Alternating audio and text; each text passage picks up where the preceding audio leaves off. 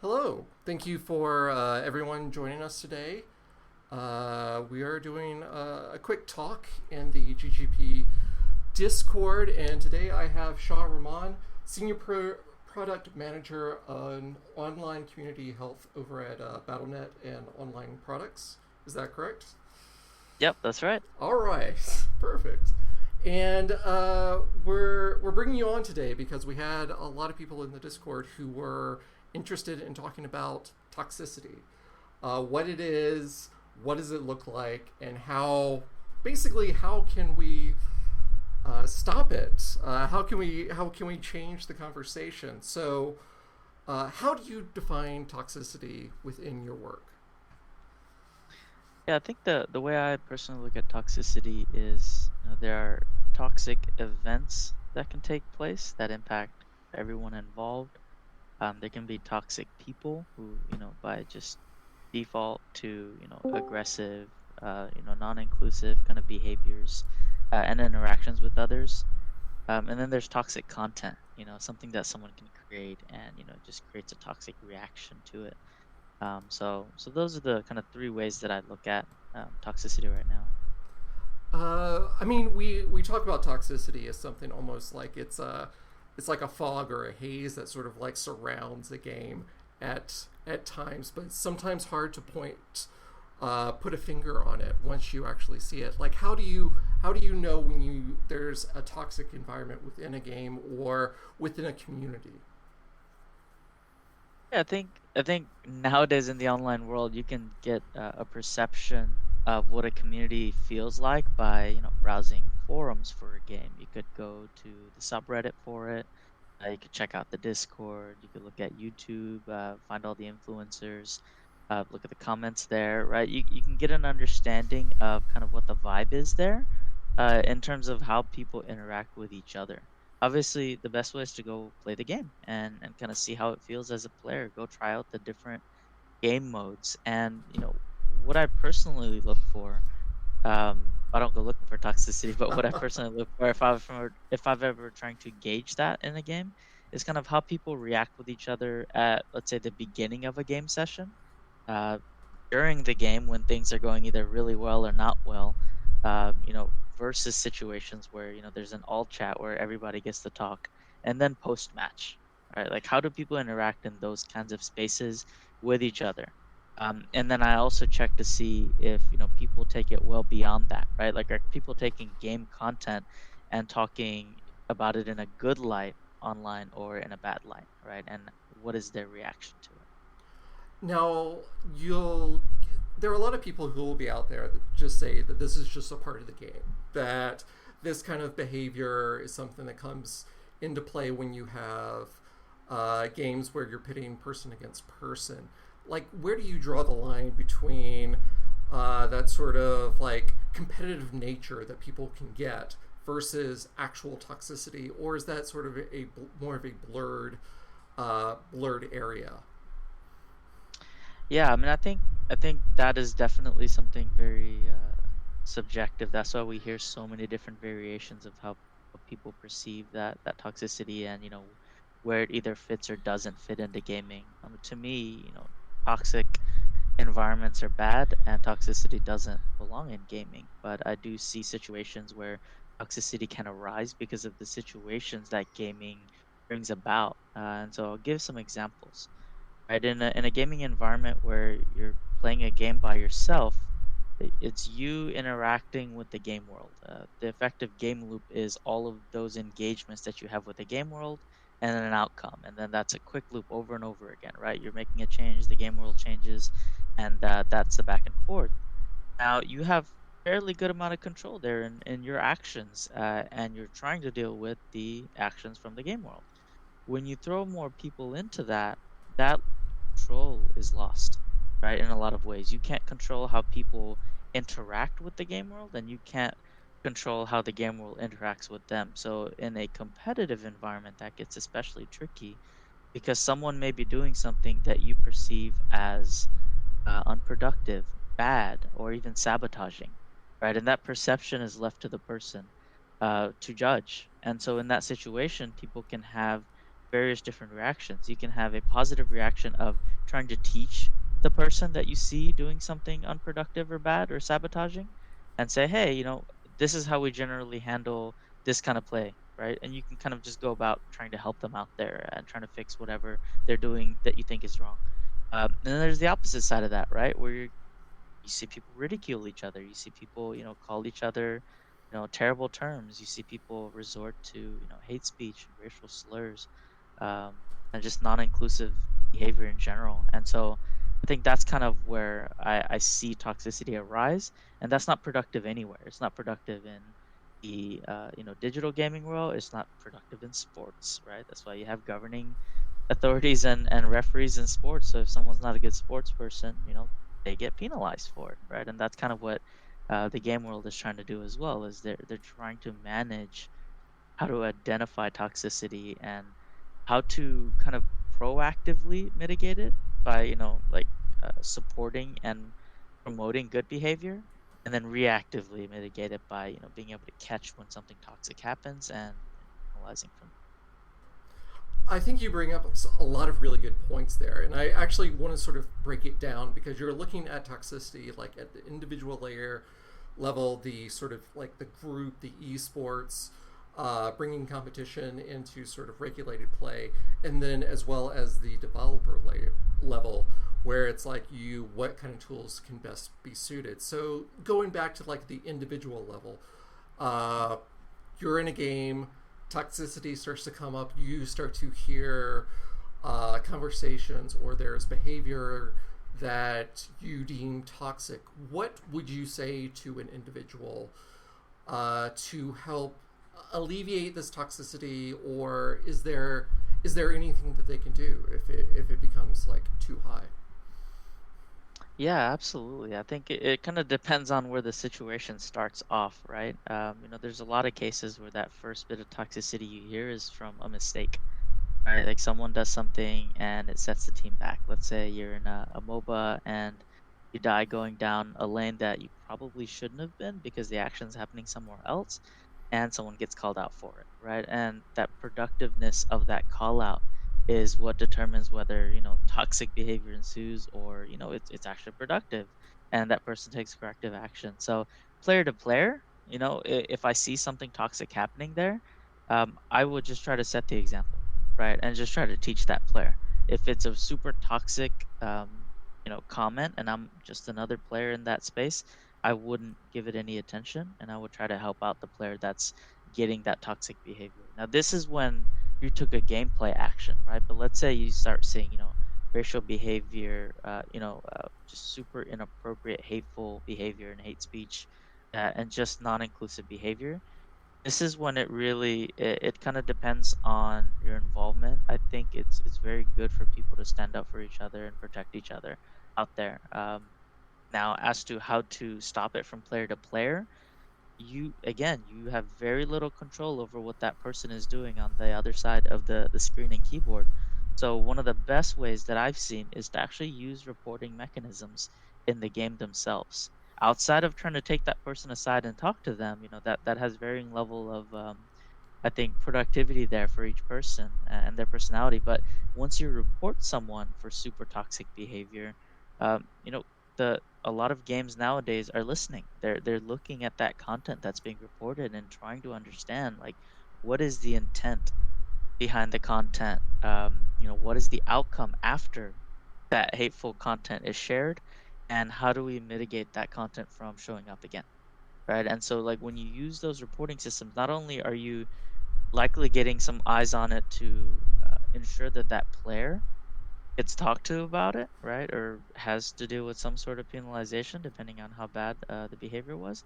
But you're also teaching game development teams how to catch that in the future and hopefully mitigate it before it even gets there. That's that's a that's really interesting, and I think that really goes well into sort of like one of our next, obviously the next sort of like level, where we are looking at the game developers themselves as creating tools or being creating ways to create less toxic environments. So, what are some of the tools as a developer that they should look to implement into games, And is there something more that developers can do other than just like a block and flagging someone for inappropriate behavior? Yeah, absolutely. I think there's a lot that you can actually do today, and the new technology is super exciting in that space. As a developer, I love some of the new tech coming into this space. First and foremost, I'd say you need a human hand. Right? You need to give players someone to talk to, someone to interact with. So that's like having a game master staff, right? Having a game support staff there to respond to tickets, to respond to calls, et cetera, right? That that gives the player someone to reach out to. So whatever game you have, if you can support your player base with a ticketing system where they get to send in a report and a human on the other side reads it and responds, I think that's the first line of defense.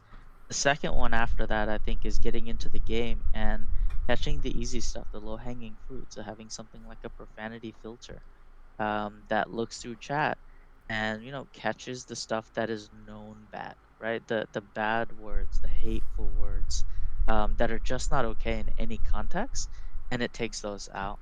Now there's legal requirements around settings in that space to like whether you can enable that stuff by default versus not in some regions. But I think that's the first big step is removing the easy stuff, right? Like the super bad profanity, remove that, remove hate speech, remove racial slurs from your game through filtering. That way, that automatic bit is gone.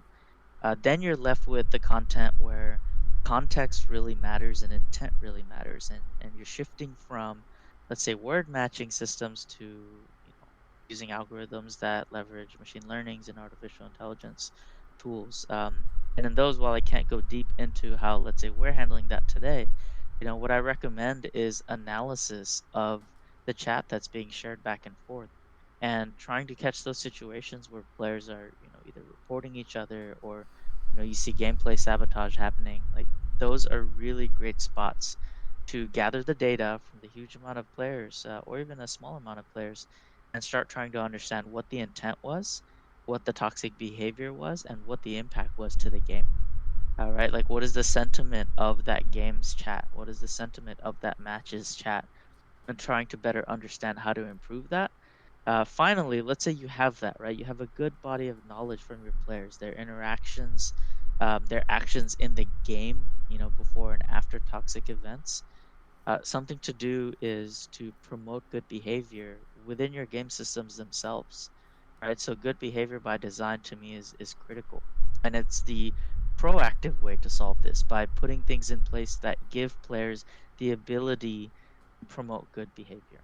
So an example here, I've seen some great things from League of Legends, Overwatch, right, where there's post game kind of commendations where you get to tell players, "Hey, you were really skilled. I appreciate it," or "Hey, you were super helpful." Right? Or you did the most healing, and I want to support you for that. I want to give you a call out. I thought that was great. And I think those systems, what they do, especially when because they're cross team and the two examples I called out, right, in a competitive environment, they promote good behavior. So someone is giving gratitude and someone is receiving gratitude. And I think that's a really cool space to create camaraderie out of competition. I think that's those kinds of systems I love.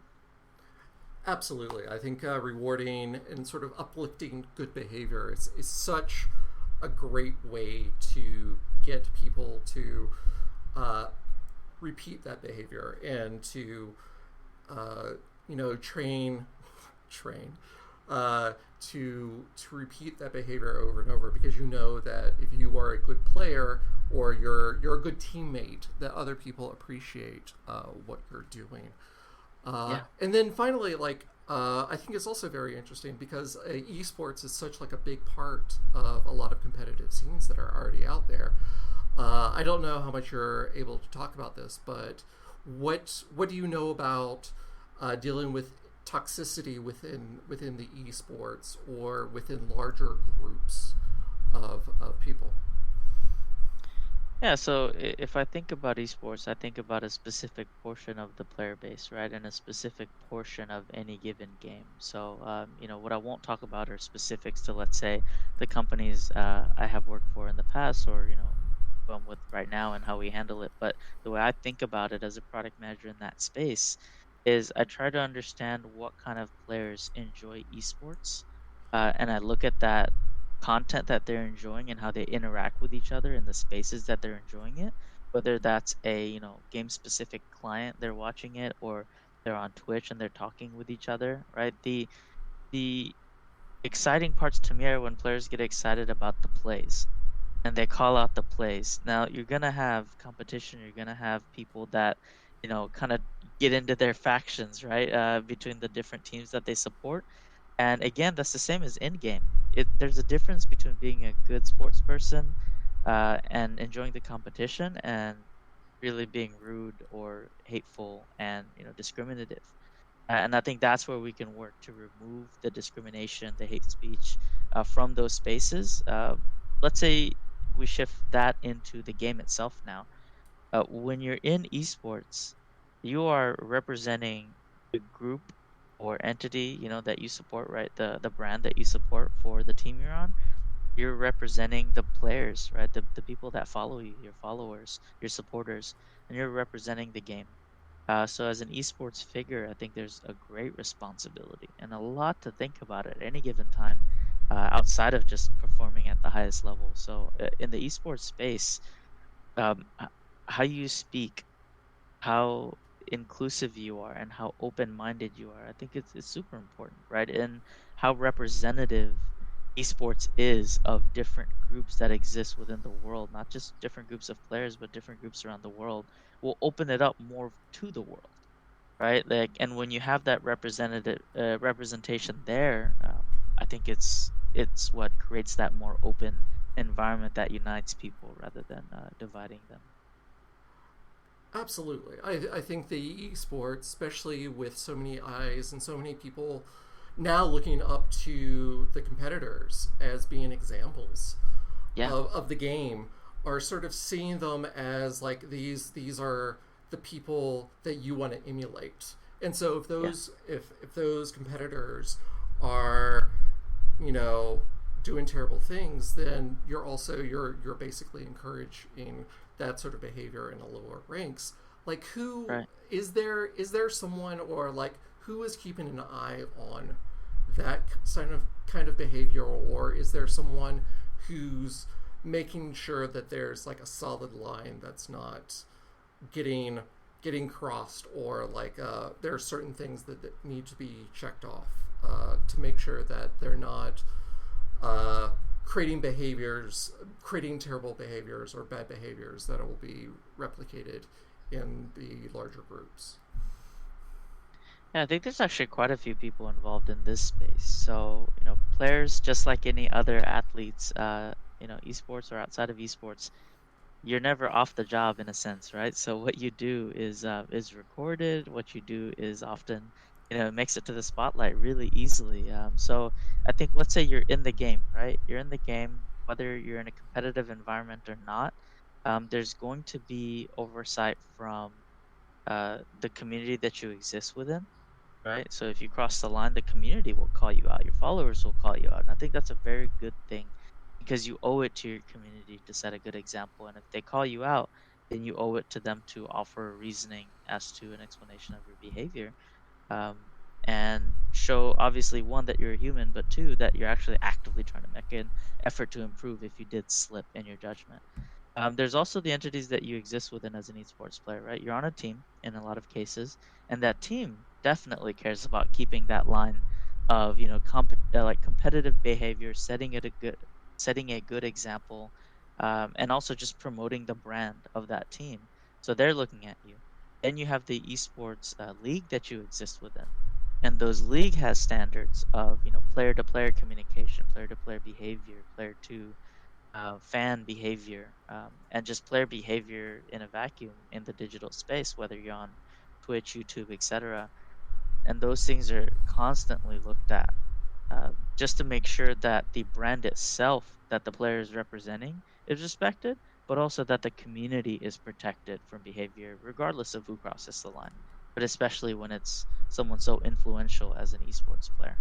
And during the games themselves, you also have referees, observers, things like that that'll catch toxic behavior and things like that are also looking for cheating or any other inappropriate behavior. So there's a lot of checks there. And finally, you have tournament organizers, right? And tournament organizers deal with another level actually of complexity because they're taking new teams and they're taking new players and they're taking people that often sign up with information that's brand new for that very first time, and so they have to check for things like profanity, racial, inappropriate racial comments, slurs, things like that within team names, player names, descriptions, things like that. So there's a large group of people across the organizations that have to check for the type of people and content that happen in esports. Now, we've talked a lot about toxicity, basically where it is, how we can stop it, and how we can use technology to help us put an end to it. But I think we should also look at the other side as well, like positivity. So, what are some of the things, maybe as an individual, maybe as a game developer, that you would say that people that you can do to encourage positivity, to encourage healthy communities, because communities now are more important than ever for basically the the life of a game. Yeah, I think that is actually a really great way to reduce toxicity over time, right? We haven't found a single kind of solution that solves toxicity all across the board, but the better environment you create that promotes positive behavior, the less toxicity you're likely to see. And so, creating those game systems that really promote gratitude, camaraderie, calling things out in a good light versus bad, and that are tied to actual solid things. Like maybe if you show great behavior for a long time and you get those commendations, you get something, not something that gives you power, but something that gives you that visibility. Maybe you get a title for being a great healer. Maybe you get a title for being a great helper, right? Things in game that actually represent someone in a good light that's consistently had good behavior. And that's no different to me than a skin, for example, that represents a high level of skill.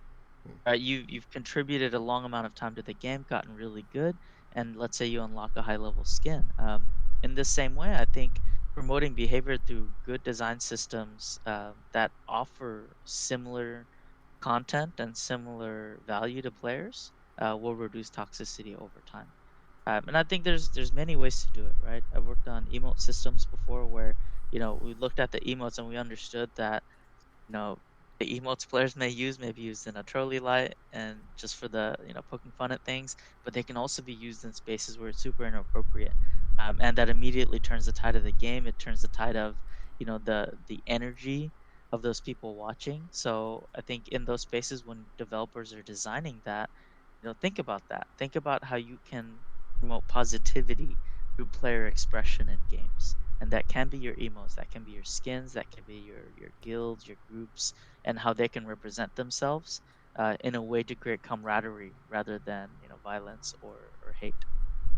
Now, a lot of the people who are listening are also students or maybe even young game designers as well. And so I guess the big question is like, how did you get to where you are right now? You are seemingly having your finger on the pulse of like how communities work, as well as understanding toxicity and how to deal with it in a larger sense. Like, what what encouraged you? What got you interested in sort of like this area? And what would you say to other, maybe even like the students, the new students that are coming up in the game development world who want to get to where you are right now? Yeah, absolutely. It's a great question. I think my kind of highest level aspirational goal in getting into gaming was I've created back when I was in high school, and it was seeing the impact that games had on my life in such a positive way, and wanting to share that positive energy with the world. So, in getting into gaming, my motto has always been to kind of make the world a better place through games, and like really fun experiences. And so that's kind of what got me in there, right? And I think students are actually in the best position to get into this as a form of work that's fueled by your passion and your personal experience. So as a gamer, when you're going through the educational system and you're learning how to learn in that college space, right? And you're picking a focus there. Find something that energizes you and bring that into gaming. So you don't necessarily have to be going in for systems design, programming. I think those and design nowadays are great career paths to take. But I see people from all walks of life in various different sets of experiences and diverse groups come together to make really fun games. So I think it's a mix of things you learn from school, your personal experiences, as well as kind of what you want to see in the world, that kind of combine together to make a really cool development studio. And that's what I really enjoyed in the studios I've worked with is that culture. So and that culture has usually been a culture of growth and learning. So in a sense, you learn a lot faster when it's okay to try things out, fail quickly, but not repeat those mistakes at the same time, right? And so I would say try things out. While you're a student, try different studies out, try different routes out. I know people change majors pretty often. Try it out. Don't worry about it so much if you have that space to learn new things, and take classes sometimes that you wouldn't, right? And go out and learn a little bit out of your comfort space, because when you get into gaming, you realize that even if you are, let's say, a designer, a programmer, UX designer, a UI artist, technical artist, producer, product manager, you'll always be working with other people. And so putting yourselves in the shoes of other people will help you excel. So, I think what I value most from my time in college was those group exercises, those group projects, which, my time didn't happen all the time, but I wish there was more of that so I could learn how to interact with other people. And finally, I think I would say put your personal touch on it. There's more game developers today and more games than ever before.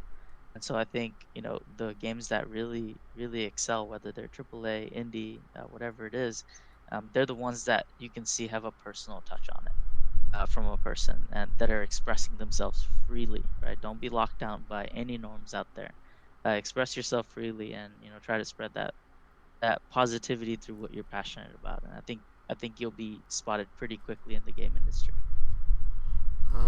While we're waiting for any additional questions in the voice chat response from in our GGP Discord, one last question for me.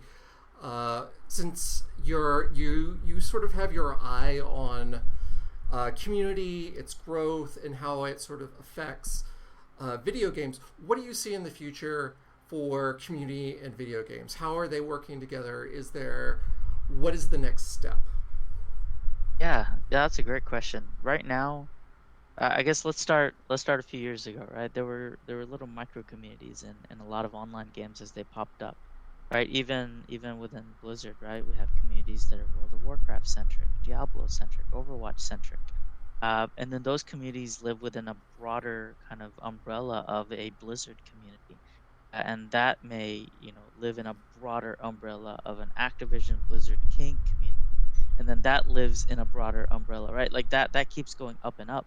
Uh, as I see more, let's say Epic's launcher, and I see Steam out there, I see, Blizzard's Battle.net launcher out there. They're creating communities as well, right? That come to those launchers for specific game types, specific experiences, specific cultures.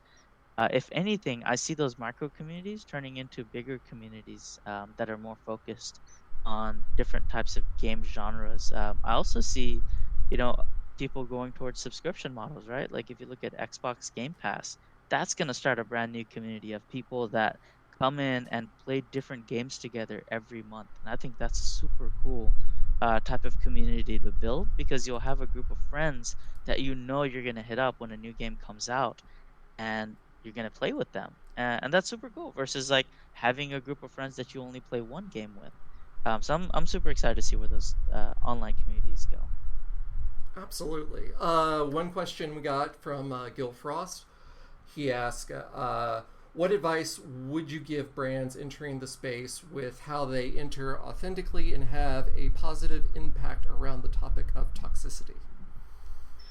Yeah, that's a great question, Go Frost. I think one of the mistakes that I see from brand management sometimes is having a very transactional approach when it comes to, let's say, your influencer group, whether it be your esports folks or your content creators, in terms of the kind of communities they want to create with those influencers and content creators. I think a way to positively impact that space is to create a good, strong alignment around the vision that you have as a brand with everyone that represents your brand. That way, the decision-making framework that those influencers and content creators have fall back on kind of an aligned set of vision and values that you've kind of created. So I'd recommend, charter as a group, charter as a company, charter as a brand. What are the things that are important to you? What's your, aspirational vision? What's your operational mission? What are your goals? And share that. Like, share that outward to the people that you expect to latch onto your brand so they can be aligned with you and they can understand when you make a decision. Not only would that give you kind of brand trust, but in the space of toxicity, when you take a stance and say we value an open and diverse and inclusive community, I think that immediately kind of justifies people representing that community, but also being openly supportive of that kind of intent and effort when toxic behavior does come up. Fantastic. I guess one last thing to say: if people want to find out more about you or learn more about community, how can they follow you, or what are some resources that you would uh, give them? I'm not too far out there in the social media world, right? I'm always helping people on LinkedIn, especially when getting into the industry. You could search my name, Shah Rahman, on LinkedIn, and I'm happy to review resumes, help you out. I love seeing people transition into the industry and really see their passion grow. But I'm not in any of the social media spaces where I'm sharing any of that. But I think if you want to get involved in community and making community and better place, the great part about community in games is it's completely open, right? So if you want a community to dig into and make a better place, get into it, right? If you play the game, go find the subreddit, go find the forums, go find, the news articles with the comment sections and become a part of that community and just immerse yourself in it. Fantastic advice. Thank you so much for dropping by our Discord today. And for everyone else, thank you for listening. As always, please check us out at Gate Gaming Professionals in our Discord, also on Facebook and on Twitch. And until then, we'll talk to you next time.